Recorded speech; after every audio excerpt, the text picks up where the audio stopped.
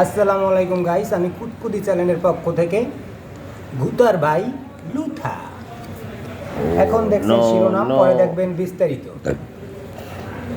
আসছে সামনে শীতের কাল, যুবকদের মনে ঈদের মতো খুশি। তারা ভাবছে তাদের গার্জিয়ান সামনে এই শীতে তাদেরকে বিবাহ দিবে, কিন্তু আসলে গার্জিয়ান ভাবছে ছেলেমেয়ের এখনো বয়স হয়নি, তাই তারা বিবাহ এই শীতে দিতে পারছে না।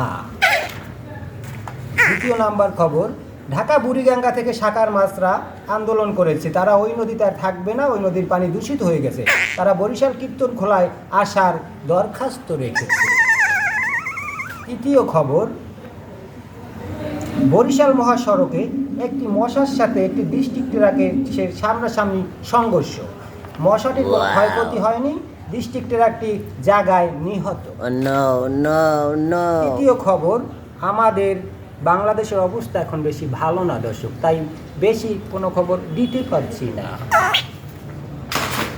চতুর্থ খবর, আগামীকালকে দেখতে পারবেন রাত 9টার পরে।